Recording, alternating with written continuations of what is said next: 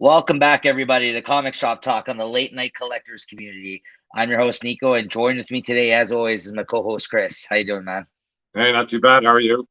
I'm good. This is once again one of those episodes that I'm shooting on location, guys. I'm actually in Windsor currently, so if the setup is not ideal today, apologies. I got the AirPods in here today. You've seen me on the show like this before. Seem to be doing a lot of traveling these days. I don't know what the hell's going on there, but to places where it's like it's last minute. I feel like that I end up at, but the fact that we're still able to do this. I do look forward to these talks, so it's always a good time to connect and talk some comics.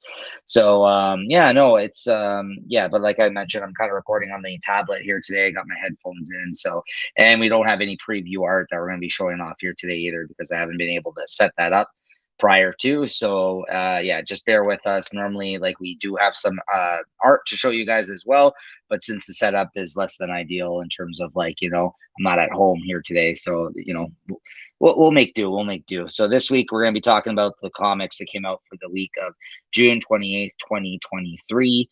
And this is a comic book review show where me and Chris, we do let you guys know like the books that we've read every week, give you our ratings and reviews and thoughts on them.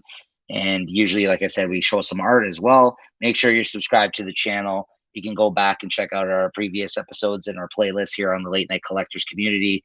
We got all kinds of episodes here. As I mentioned, this is episode 83, so you got a whole vault of episodes to kind of go through. If you guys have yet to check us out, you can hit that thumbs up button, the like button, and the notification bell to be notified of when these do come out.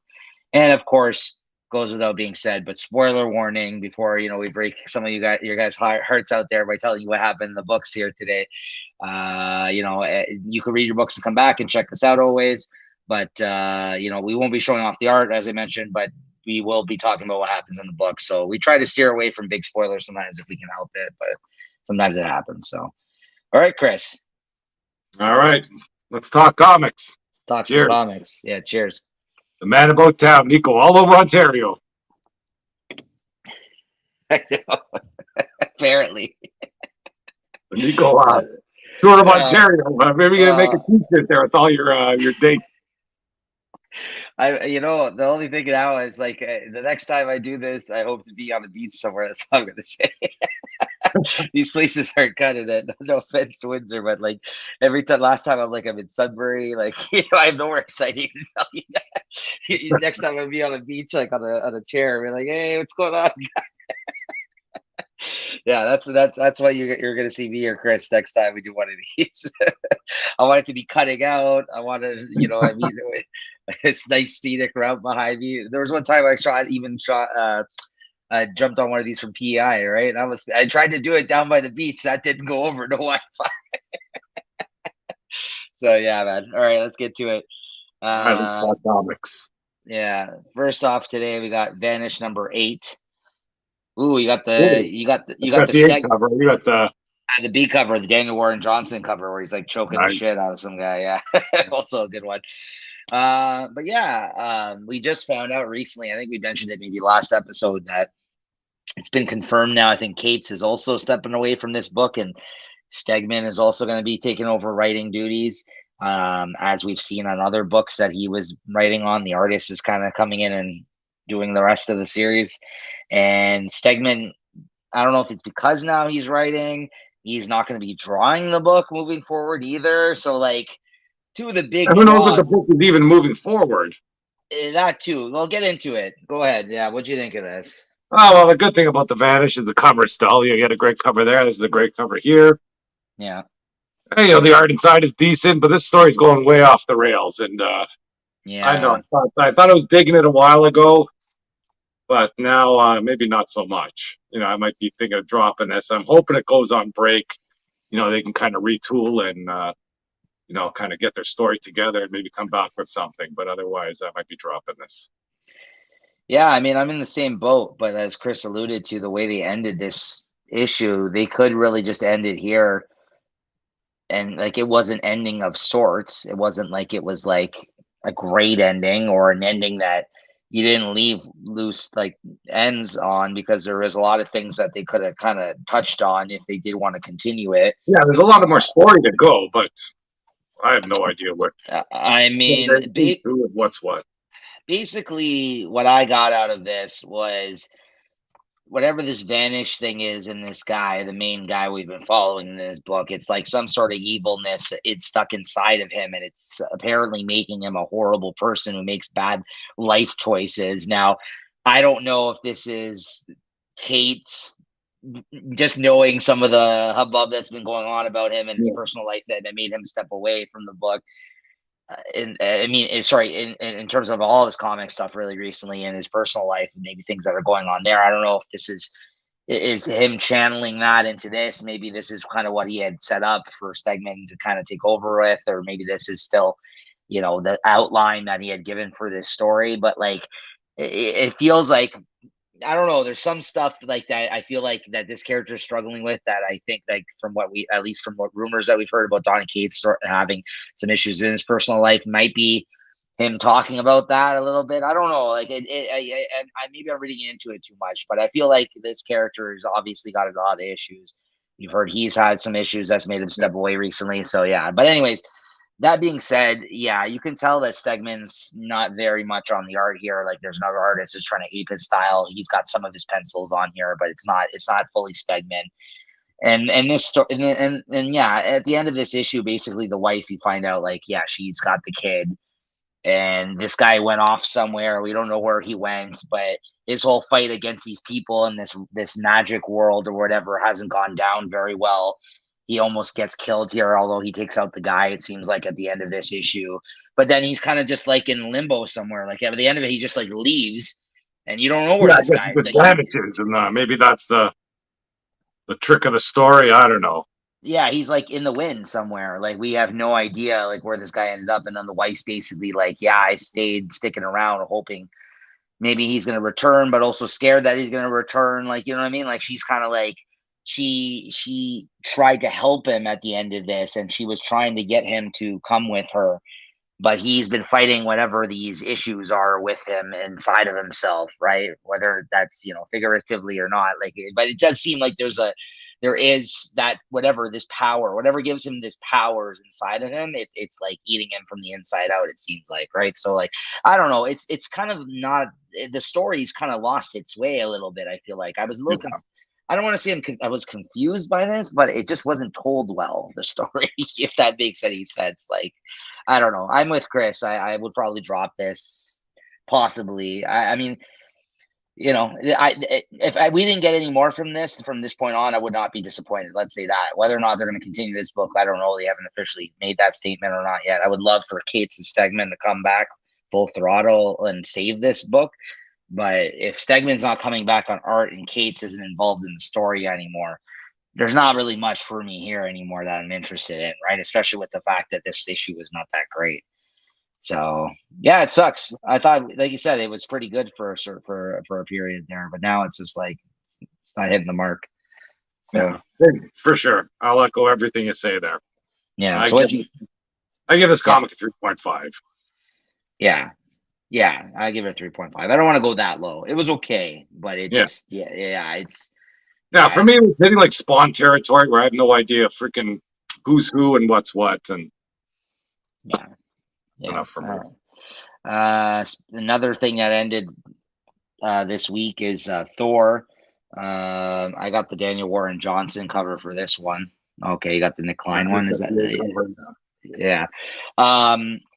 Yeah, this ends Torunn Grunbeck's run on this book, who kind of took over in place of Donny Cates for the last like several issues or so. I think probably like the last several issues or whatever she jumped on for, and she did the Thanos crossover kind of story, and then this is like, then you had some stuff with Doctor Doom, and this is kind of putting an end cap on, I think, all that stuff, plus some things with Loki that she started in that arc as well. What'd you think of this? And his father, really. Like, this is about Odin as well, which is picking up on threads that Kate started, really, with him being in the Hammer previously, right? So what'd you think of this ending? I was an okay story. I think it does tie up a lot of loose ends there. It seems at the end of this, Odin's out of the Hammer, which I kind of miss. I kind of liked having Odin in the Hammer. that was kind of a surprising thing that I liked.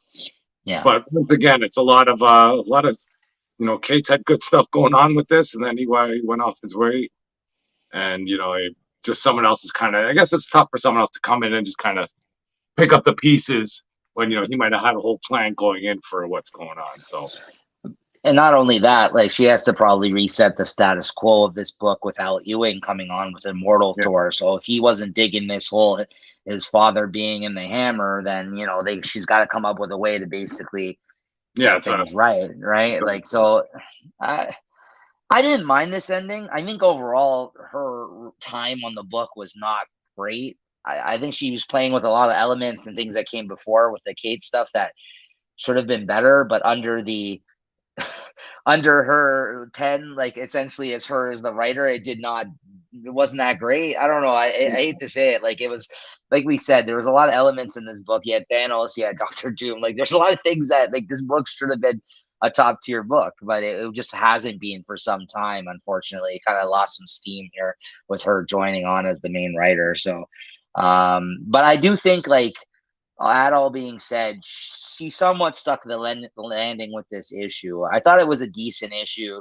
She wrapped it up, I think, all right. Like you said, despite the Odin thing ending, like the whole rollout of the explanation of everything that kind of occurred in this issue with Loki and everything else, I thought it was well done. So I don't know. I didn't mind this issue, but overall, I think it was a bad run that she had. yeah. Like if you even Like want I to call it imagine this that, on a storyboard probably sounded great.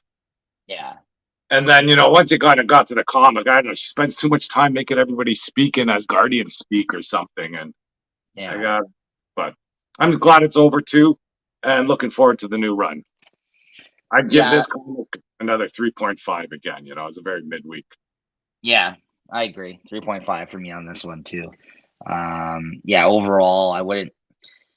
I mean, it's hard because, like, I would say check out Kate's Thor, but there's no real like leaving everything up in the air like he did, and he had so many interesting things going on in the book. It's hard to even suggest people check it out at this point. Honestly, there is some good stuff during his run, though. There is some interesting things he Yeah, did. You had Nick Klein on art for most of the run, who's now on new Thor book. New Hulk book, who's great. I mean, that's what made Chris a fan, I think, of the guy. Like he was, yeah. So like, it's worth checking out, but just you're going to be left hanging a little bit, unfortunately, with the Kate's run of Thor. Like, I just want to make that clear because like yeah, I mean it's much more worthy of checking out than the Hulk stuff. The Hulk stuff didn't get anywhere, I feel like, satisfying for me to suggest checking out the Hulk stuff that Kate's did, but the Thor stuff is pretty good. I will say that. I will suggest that you check out the Thor stuff that Kate's did. It's just a shame that she had to come in on cleanup crew and end this run for him because it was just yeah, it's yeah, unfortunately. All right. No, no, and I'm not here to bash Cates either. I think he's a great writer and I hope everything's okay with the guy and hopefully he comes back in some form or another on some of these books. I just think no one has been able to follow this guy, right? I feel sorry for everybody that's had to because no one has done a satisfactory job, I think, on yeah, any of for these sure. books, right? So tough act to follow. All right, next up you got Action Comics 1056, Chris. Basically, I just bought this for the swimsuit cover. Oh, hold on, let me I take a hope look at I find this. out this one is this way might look better. Yeah, let's see here. There you go. Oh, very nice. Yep. A few of them there. I think there's two covers that were like this, basically with one of them all tanning, and there they're having a bit of fun with I guess Supergirl blowing some cold air out there. And that's the only reason I bought this. I think about dropping action. The main story with Superman versus Metallo, that one's still kicking ass. The art of that one was kicking ass. But then those two backup stories, I think there's still the Lois and Clark, almost like the lost years when Superboy was still a little kid. I don't know, that one Superman gets sucked into this other world where he's trying to. I think there's a queen there that's forcing him to kind of lay the throw down on her people because they're trying to rise up against her, and he's trying to explain that he doesn't want to get involved in politics, but they got Superboy trapped in some room, and he's trying to kind of signal Superman somehow where he is so he can come save him. that's an okay story, but not the greatest. And I think the last one is my favorite, Steelwork guy, and I don't really care about that. So Right. overall, it's pretty decent. The end of the first story, because I guess Superman's fighting Metallo, and this one kind of came as the end of the arc. And at the end of it, there's a new villain or a new villain coming in, leading up to the next arc. That seems pretty interesting, where they're trying to kind of get Superman to be on a bad rap. There, it's more of this kind of Earth First type of people. I think they're the Blue Earth Society or something, and Okay. they're going to try and make Superman look bad. So we'll see how that goes. Or the Superman and his whole family now, because there's freaking like 20 of them floating around in there. Right. But otherwise, yeah, like you say, it's a great cover. The first story's decent, but overall, I give that comic a 3.5. Nothing special. Okay. Like you said, a very midweek might have to be the name of this episode if it continues down this road. She-Hulk number 14, Chris. 14? Am I correct on Yeah, that? I think it's 14. 14? Yeah, I just read this one online. I kind of stopped buying this one too. And I'm kind of regretting it. These stories are still decent. The art's good inside. This following She-Hulk and this character Scoundrel that was a villain, like a thief, and I guess he's sort of got the hots for She-Hulk, and he's been kind of laying low for a little bit, and he ends up calling her and trying to, explain a situation. He ends up being like trying to make it like a date or something like that. And, you almost kind of start falling for, kind of getting involved in that story. And Yeah. then he picks her up in a giant spaceship. You get a bit of his history. And, before in the other issues, he's stealing uranium to make a bomb, and She-Hulk's trying to figure out, oh, what are you doing with this bomb? And he goes, oh, I'm just a thief. I don't know. I just give it to the highest bidder. They do what they want with it. And then at the end of the issue, he reveals, well, I know what they're doing with it. They're going to blow up New York, and that's why I came to pick you up on the spaceship, get you out of here. And she's like, what are you talking about? He goes, I don't care about New York. So, they kind of make the guy like a good guy, but he's like a sociopath where he just doesn't really care about anything. And he doesn't, Yeah. he doesn't put it together that, you blow up New York, She-Hulk might not be too fond of that, even though Yeah, he's sure. time to take her out of there. So I Yeah. thought that was a nice twist in the story at the end. It's some nice, easy reading, and it's a good looking comic, and it's a fun story. I'd give that, like, for this week, it could be a 5, but I'd give it a 3.75.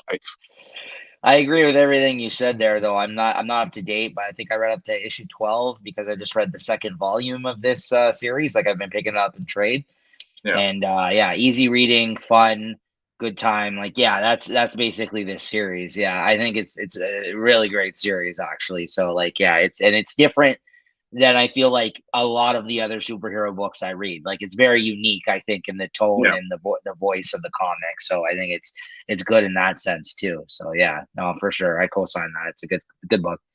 Next up, we got Red Room Crypto Killers number 2. Um, this was a really good issue of Red Room. This is the last iteration of Red Room. They've had 2 previous versions of Red Room prior to this that were both 4-issue kind of like arcs. And the first one was just Red Room, and then the second one was Red Room. I forgot what the other one was called. It's something else called Red Room something, and this is Crypto Killers.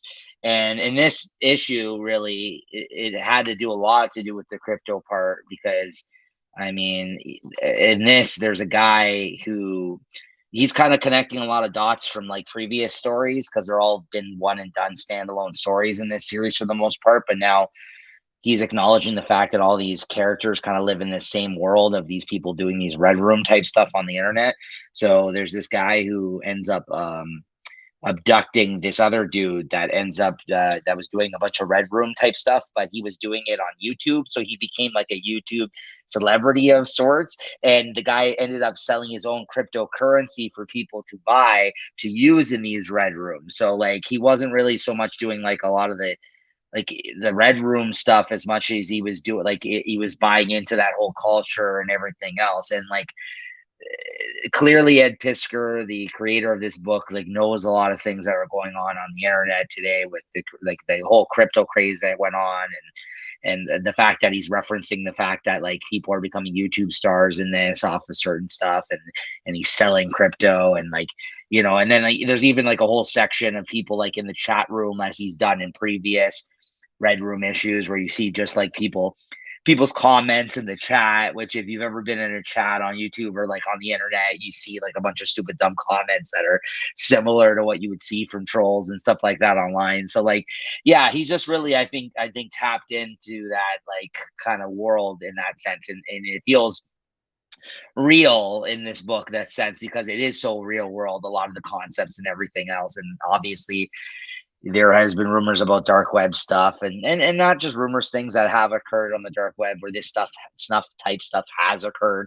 So like what even though this red room in this book is fictitious, like it just, you know, it's definitely tapping into some stuff where it's just like, yeah, it makes you feel uncomfortable almost reading it, because you're just like, yeah, this guy just documenting shit that actually goes on, right? Like, and this was like, this issue like had like a sequence in it where the guy who abducted this other guy that was basically doing this YouTube stuff that ruined his life, like I guess he bought into this whole crypto stuff, and like it like made him lose all his money, and he lost his family, and like something happened to his child, so like his whole life was ruined. He's associating it with the fact that this guy ruined his life, so he broadcasts on his YouTube channel him killing the guy, and everybody's in the chat is like, oh yeah, this is fake, this is just this guy like trying to like do one of his like promotions for his new crypto or something like that, and everyone believes it.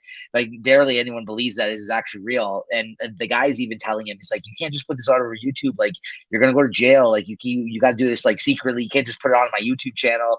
So the guy just brutally murders him, and there's like 6 pages of him just like shaving like his face off. Like it's bad, like this book's always been gruesome, but this is probably one of the most gruesome issues I've seen in the whole series, which is saying something. Like he like fillets his face essentially in like 3 or 4 different pages. You see like panels of him basically just like yeah, like hacking away at his face, right? And then you just see the chat beside it, all the comments.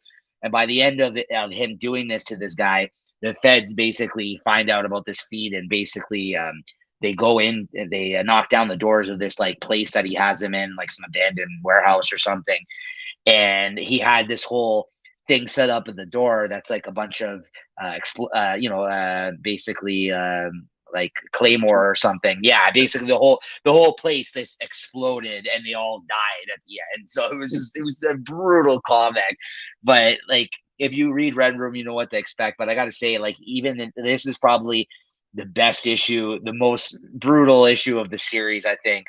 And he told a really good story about this guy whose life was ruined as a result of all this in this as well. So good storytelling, good art, and just like I said, like crazy scenes in this one, like over the top. So I got to give it like a 4.5. It was a clear standout, I think, amongst books that I read this week because of that. It was one of the best issues of Red Room I think I've read. So yeah, I did read the last issue, and like you say, it's good storytelling despite the yeah. the dark subject that they go into, you know. But that's even sort of the appeal too, you know.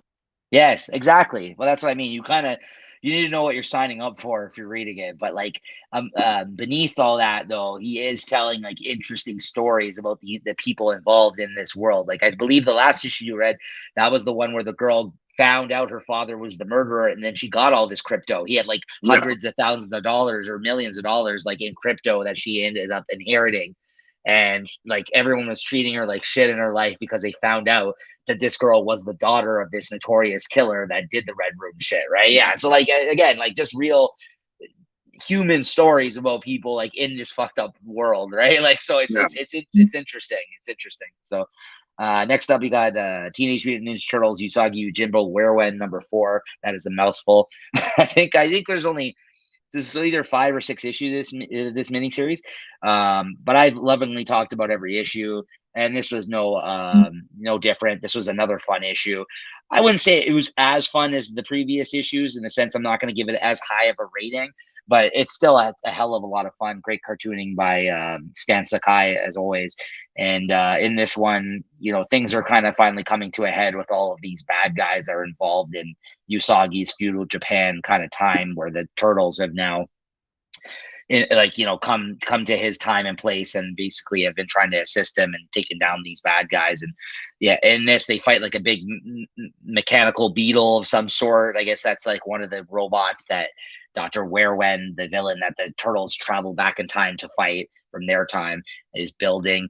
And they're like, how does he even making these robots like back in these times? There's no like how did he, and apparently they find out that it's uses solar power essentially, because like they're like there's no way like he could actually build something like this, or like how is this thing moving and how is it attacking us? So I guess it was like some solar power type of machine that he made, and they praise like how much of a genius he is and all this, but they end up taking it out. And by the end of this, it seems like they're infiltrating where this bad guy's base is essentially. So it looks like, hopefully, I'm sure they'll come out on top. It's not a stretch for me to think that, but I gave this a 4 out of 5. It's great. I'm gonna double dip and buy the trade when it comes out. It's been a really fun series.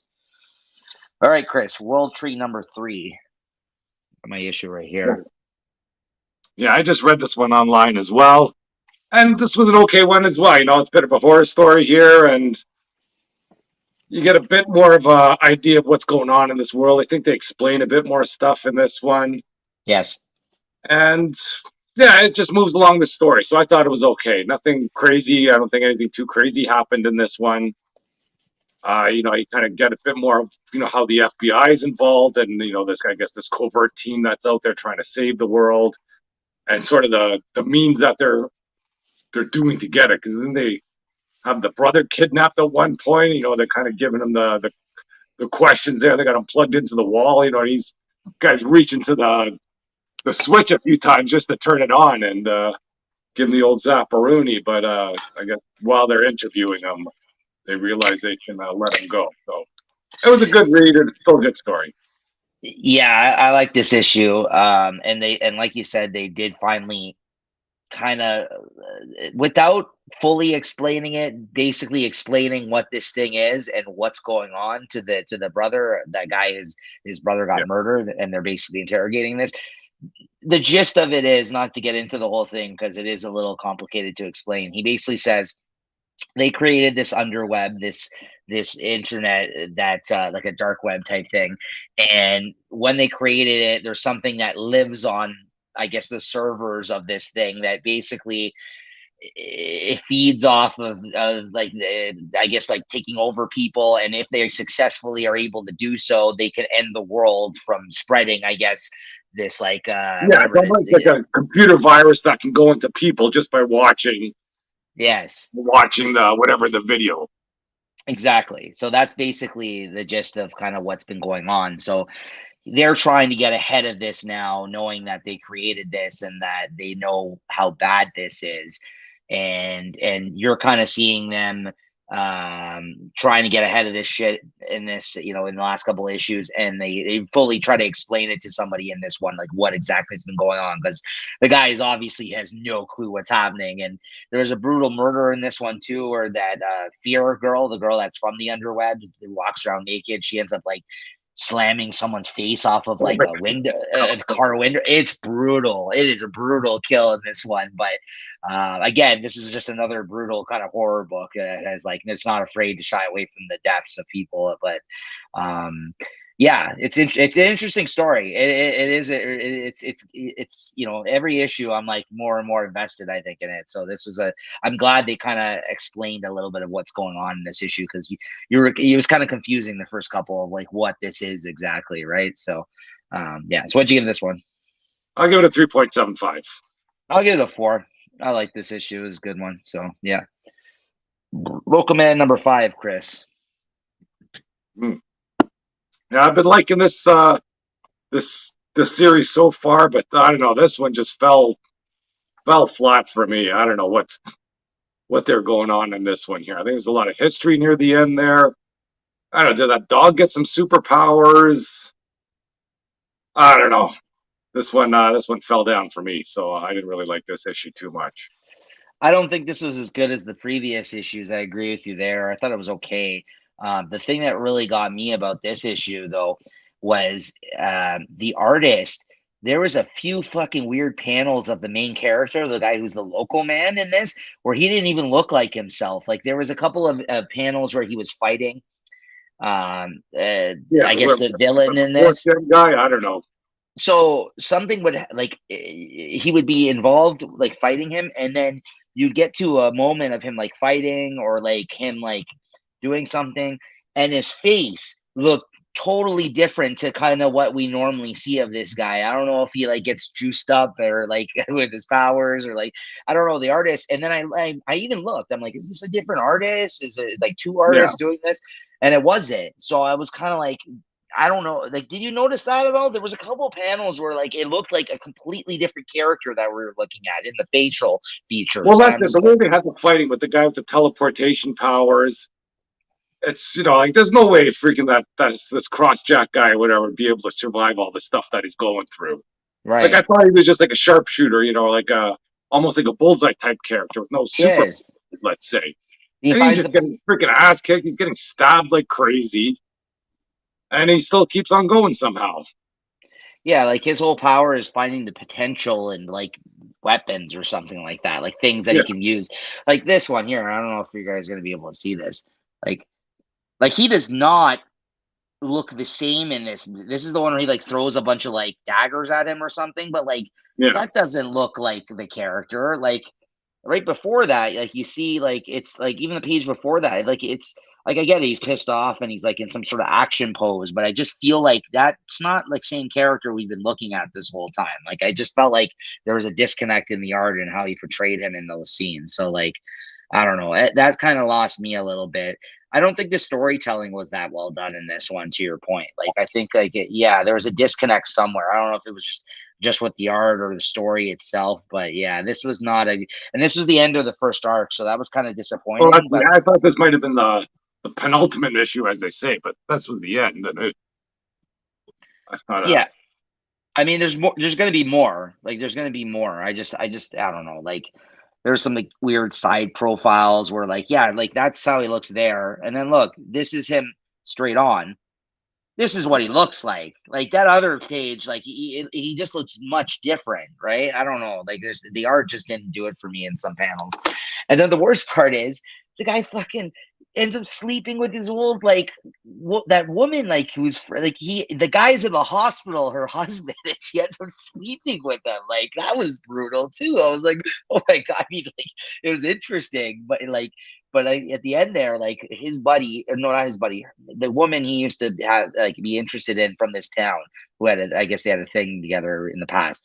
So he's with somebody else now who's a cop in the town, and the guy gets taken out the last issue in trying to basically find out what's going on with this whole scenario, right? And in this one, she shows up, she helps them towards the end of this, like like because she shows up and shoots the bad guy for him, and she's like, my husband reached out to me before he got taken out saying like yeah, and this is kind of what made me know like something was going on.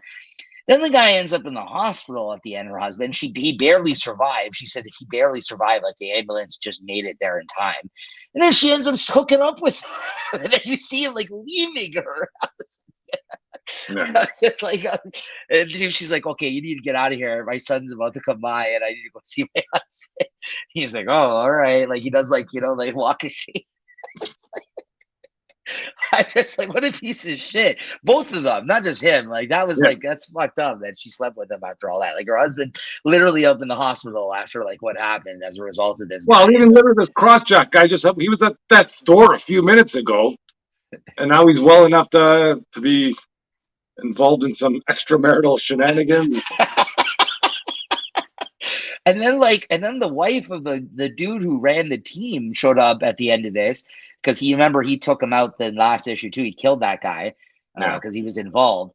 And he's like, "Oh, I know that he kicked me off the team because you got pregnant and you got an abortion." She's like, "No, it's not because of that at all. Like you're just a piece of garbage."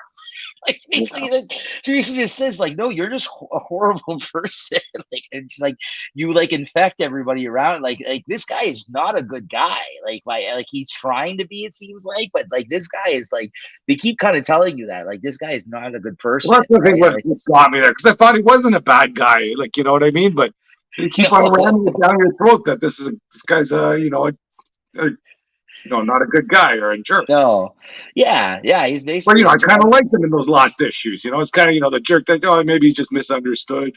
I pre-ordered the that local man gold because I thought this was some good stuff, but I might be regretting my decision now.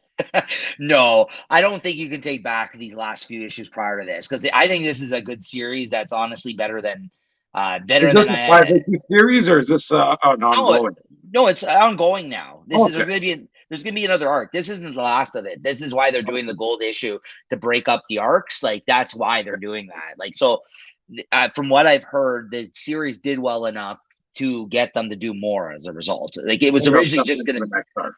Yeah. I think it's been good. That's what I mean. Despite this issue, I think it's a good story. But yeah, he isn't that great of a person though, is what I think we're learning here. Like, and whether or not he redeems himself, I think that's going to be the story essentially. Whether or not you actually get to like this guy more, because like you said, I don't think he's that bad of a person. He's just made Wait, some he was bad. redeeming himself throughout the every issue before this. Right. Because he even said like he's not going anywhere. Like even the father was just like, yeah, well, whatever. You missed dinner again, but we'll let you stay longer at our house right at the end of this. And he was like, oh, okay, thank you. And then you see him and he's got his mask or whatever. Remember, he shows up. The guy, the same Uber driver from earlier in the series, shows up and he's like, yeah, aren't you fucking cross check, aren't you? And he's just like, no, no more. I'm not cross check any longer. Local. He's like, I'm just some guy that lives in this town. This is my town, right? Like he's taking ownership of it. And the guy's like, yeah, whatever. Like he doesn't fucking care. He's like, yeah, whatever, man. Like he's like, whatever. I don't give a shit. So I don't know. I think there's still some good stuff in this series, but yeah, this issue was not a. It was not a good wrap up, let's say, of the events of the first arc. Yeah. So what'd you give this? Yeah, 3.5 again. Sorry. Yeah. No, same. I'm with you. Darth Vader, Black, White, and Red. A couple of quick hits right now for me. Number three. I was just looking for some extra stuff to read this week, and I think I pre-ordered like the paperback of this or the Treasury edition. These Black, White, and Red series they kind of put out these like Treasury size paperbacks usually, and I liked a lot of the Darth Vader comics I've read from the Star Wars stuff from Marvel, so I ended up pre-ordering this, but I haven't read the issues. So I ended up reading this third issue, and in the first story out of three stories in this, Jason Aaron was writing it with Leonard Kirk on art, but it was part three. So he actually has been writing the first story in all three of the issues. So I went back and I just read the first two story, like the Jason Aaron ones in both the first two issues.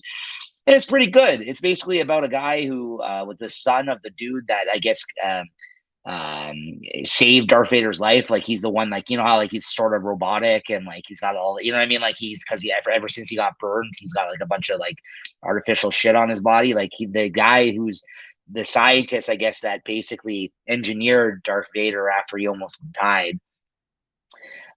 Is yeah, that was his father, and he abducts him in this story, and he has him like laid up, and Darth Vader can't move, and he basically says like I'm gonna show my father he always like went on and on and on about you, but like I'm gonna take we're gonna strip you of all your parts, I'm gonna sell them off because I guess this guy hated his father, and he's like I don't think you're that amazing. This guy's full of shit, blah blah blah. And then like the next two issues, Darth Vader is using the Force literally while laid up in this guy's place to basically take everybody out without even moving. Like he's laid up on the table, and like he's so then like even when he tries to escape, like the whole like the plan goes awry.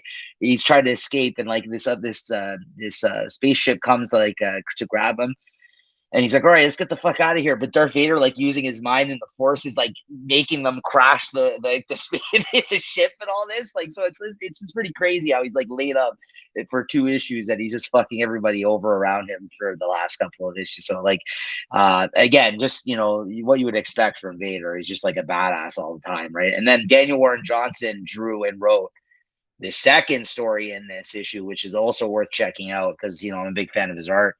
And again, same thing. Like he just takes out like a whole fleet of rebels in this story. That's you just get to see Daniel Warren Johnson draw him just destroying a whole bunch of people. So it's not like there's a lot of depth to these stories because they're short stories in an anthology, but they're fun and you have good talent on it, good artists, good writers. They're good stuff. And then the last story was there was a spy that's working for him, that's working with the rebels, and she isn't aware that he knows this, so he like leads her somewhere, and basically like he takes her to her home planet, and she's like, oh, what are we doing on a mission on this planet?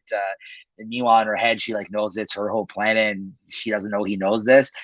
And he proceeds to kill like a whole bunch of people around her, like her family's like house, like on this planet, and he threatens that he's going to kill her family next unless she stops being a spy for the rebels and works for him. And so like the whole time it's just like, you can't outsmart this guy, you can't take down this guy. It's Darth Vader, right? So that's the end of every story, is just like he's just smarter and stronger and crazier than you, so like you can't do anything against it. So again, all good art though, and fun stories about Darth Vader, so I give this a 4 out of 5. It was pretty good. So yeah. Green Arrow number 3, not so good. I don't know if I'm going to read any more about this. I was kind of on the fence with this already. I thought it kind of had an all right start, but in this one, he in his like time travels through different dimensions or whatever the hell he is there, he ends up seeing Connor Hawk, his son. And the time that he goes into is Legion of Superheroes time in the future, and his son happens to be there. And I guess apparently he's been there for a few months. And by the end of this issue, they figure out this stupid fucking thing where it's just like there's some villain working behind the scenes, like making it so and you find out it's really him. It's Ollie from like another time, like a future Ollie, stopping his family from being together. So the whole reason, like, you know how like Chris, you read the first couple of issues where they're talking about like their whole family can never be together, like something always happens to one of them that makes it so like they're not together somehow, and they just think it's like just a matter of like luck or circumstance or whatever.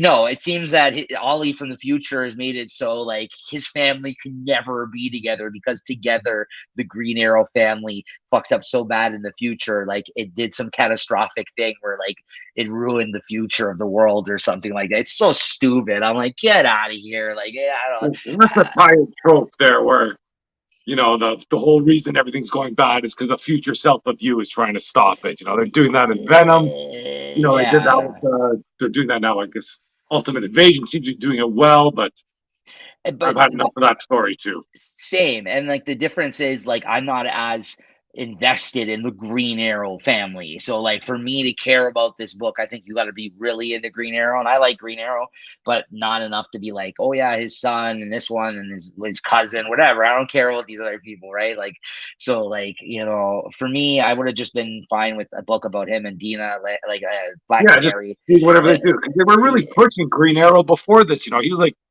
He was a star in all these mini series. They seem to be doing everything to push this guy, and this is yeah. the story they come up with. Come on. That's what I mean. It's stupid. Yeah, I was, and then on top of that, you know how like Black Canary and Arsenal or whatever, they were fighting Peacemaker. Peacemaker showed up at the end of the last issue. In this one, you have Peacemaker. No, it's Peacemaker and the female Peacemaker. I don't remember. I don't even know her name. Yeah, it's peace Uh, something. yeah, Peace Wrecker, I think is her Yeah, name. Yeah, she shows up in this, and the artist doesn't even do a good job. Like there's panels where you don't even know who you're looking at, like because like other than drawing tits on this character, like I can't tell like who we're looking at, because they have both the same outfit, these characters. So there's like panels in this book where you're like, which one is that's fighting them? Like, and so there was times where they're both on the page, and like he didn't even like show it, so like you could tell it's a so it's like it's not like it's like you could really tell, like, so like there was times I'm like, I don't know, other than their word balloons, I'm like, I don't know who we're looking at in these scenes, right? So it was very confusing. Like again, like that just anyways, they ended up losing out to them. Like Peacemaker betted them on something, and as a result, like they lost, and they were able to like he stopped fucking around with them. So but still, it was just a stupid issue, stupid story. I'm over this. I gave this a 3. I didn't like this all so much. And Batman Brave and the Bold number 2. You did you read some of this? I read I might have read some of it. If you go into it, might refresh my memory. I kind of just picked it up because it was just there. I read just the first story in this, so I'm not going to give it a rating.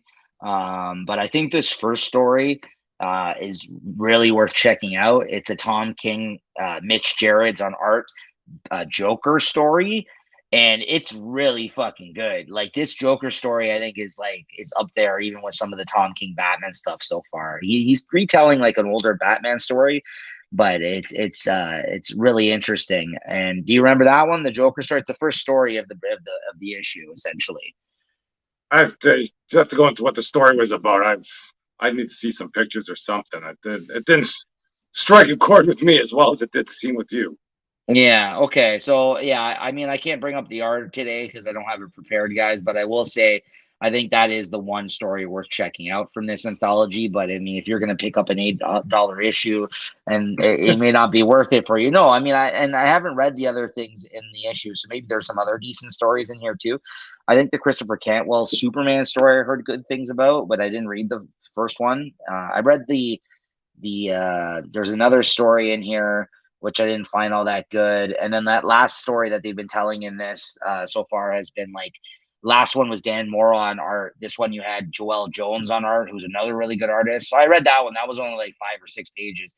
I mean, they're not lasting. They're not stories that are going to make a huge impression on you. But if you want to see good art by good artists, the last story in these first two issues have been done by a good artist. So if you want to even just want to look at it, so I don't know. I would suggest maybe you. I wouldn't say pay if you're going to pay full price for this issue. It's maybe not worth it. But that Tom King is almost worth the price of admission. The Joker story by Tom King. It's very good. That's all I'll say about it. I'm not going to get into the plot, but I won't rate it. Harley Quinn 31, Chris. Yeah, got this one here. I've been trying. I didn't really like the first issue of this arc. I thought the second one gave me some hope. The third one's okay, and this one's still okay too. I don't know if they're building up to something, but I hope this arc ends soon. I imagine it should. This is like the fourth issue of this arc. I imagine it's 5 or 6 issues of this arc. I think I just came up with too much hope, or I'm not down with, I guess, the Sweeney Boo style and the storyline going with it. Yeah, it's okay. I mean, I will say the highlight for me in the last couple of issues has been the backup stories. Again, they're Yeah. not. This backup story was the art there was crazy though. I think. I feel like every issue has had a really interesting, different type of artist in the backup stories that's been really good. Yeah, so I think like that for me has been the best thing about this arc is the backup stories I've all had really good, not even I would say super well known artists or artists that you see that often, and all different unique styles. And I think like they're Yeah, just as throwaway stories, they're good. And you know how much we've not praised backup stories on this show because usually a lot of the time they're disposable and they're garbage and they're not worth the price of admission. But I think like they've been putting some interesting artists on these backup stories in this book. That being said, pencil work in this that backup story is just insane. yeah, it's super detailed. There's so many fucking lines on the page in the Yeah, artwork. crazy. Like, yeah, I forgot about that backup story, but yeah, that'll boost up my rating right now because that backup story was decent. It's a saving grace, I guess, in this issue. I Yes, think that issue that I really liked, though, like the second one of this arc, had a good one.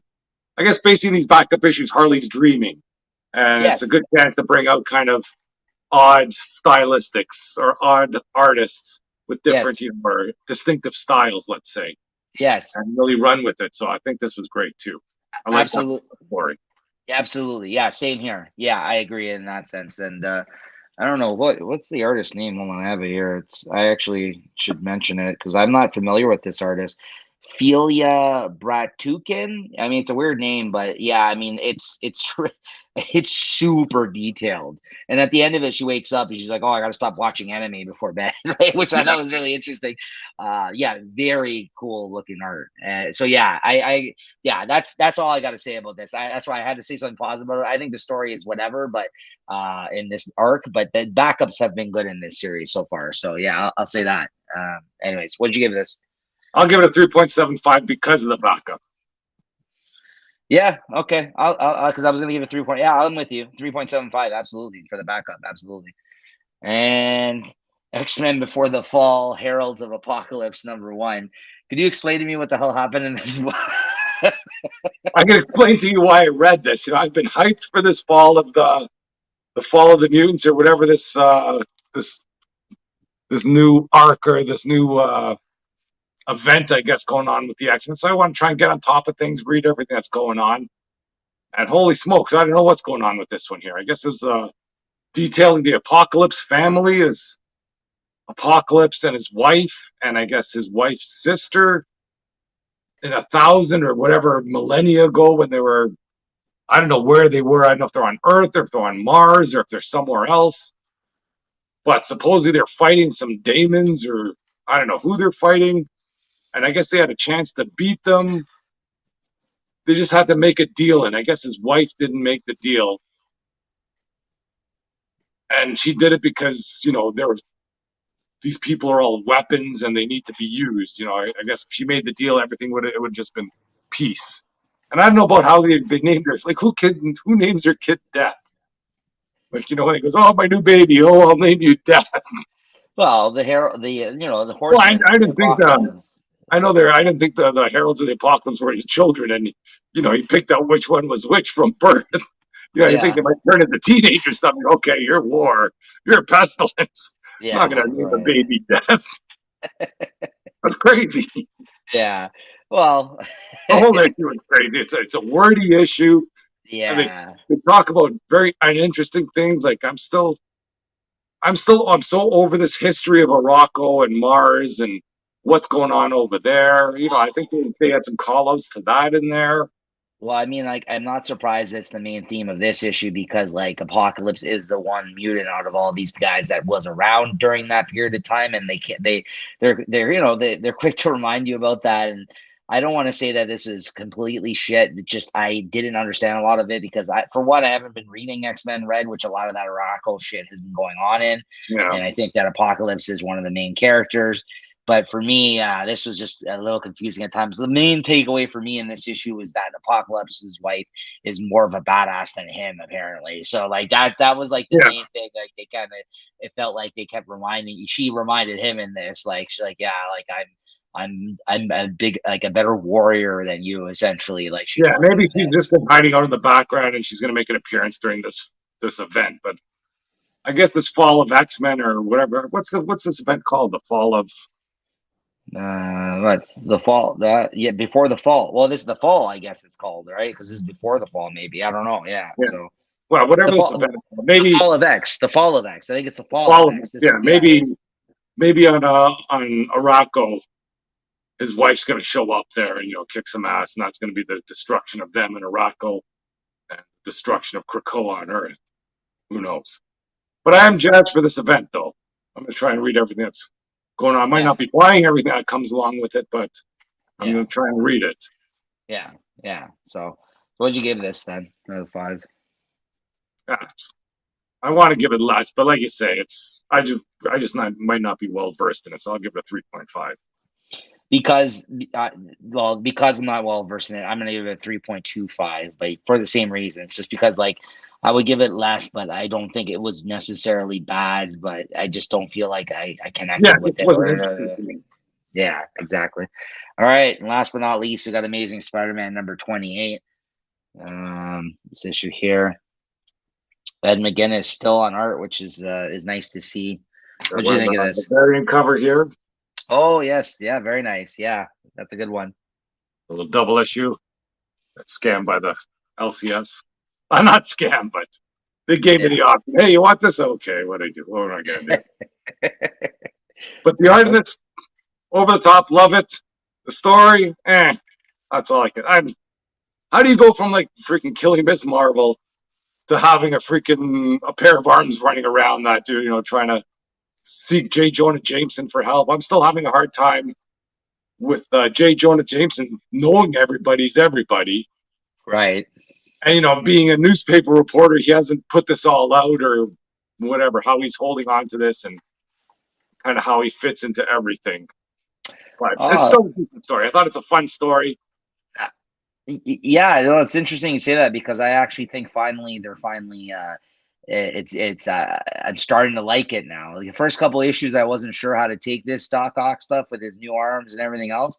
But I think with this issue I was like, okay, yeah, I'm on board now, I feel like for this. I liked how little like octopi or whatever. Like his arms kind The of are new now. arm, yeah. And like I like how they kind of reattach each other to them, like to each other to like come up back on. Yeah, I don't know. I at first I wasn't sure about it, and like we were saying the last couple issues, we're like, I don't know about this story, but like the art's been great throughout. But no, I kind of think with this issue, I think I'm finally like I'm starting to enjoy this actually, this new take on But you got to Doc Ock's forget there. all the Doc Ock stuff that's happened before. Because he's almost a Yeah, good guy. He's also almost teaming up with Spider-Man. He yeah, helped save Spider-Man when Spider-Man got that radiation poisoning, and then right. all of a sudden he wants to freaking go out and kill him. Like just he's like full on villain again. And Yeah, there's no real reason for that happening.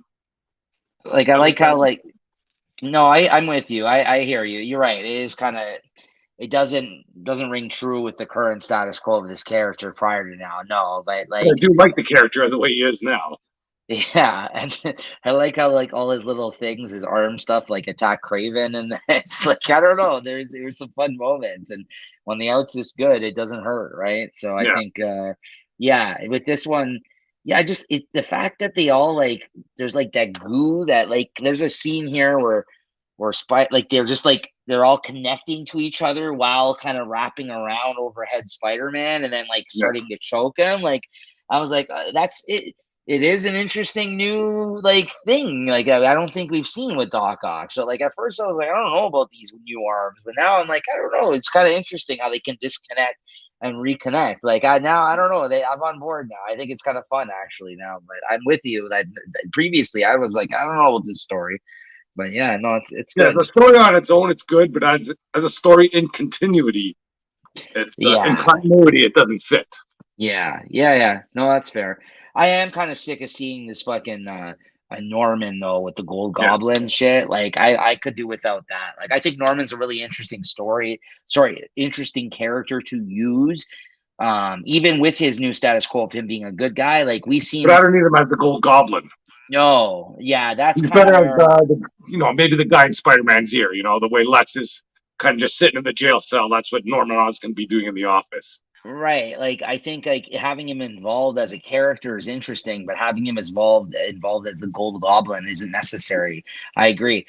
Even if he wants to do right by him, he can do that from as the scientist and make Spider-Man not do that stuff as much Yeah, anymore. Because like to your point, to our points here, what we're saying, like even in the last Dan Sloth Spider-Man issue, those are great scenes with him and Jonah. Like he showed up at the house and then they were kind of having it out with one another, and like he's like Jonah had to like say like I know who he's Spider Man, all this stuff. Like that was some interesting stuff. He's like, yeah, what?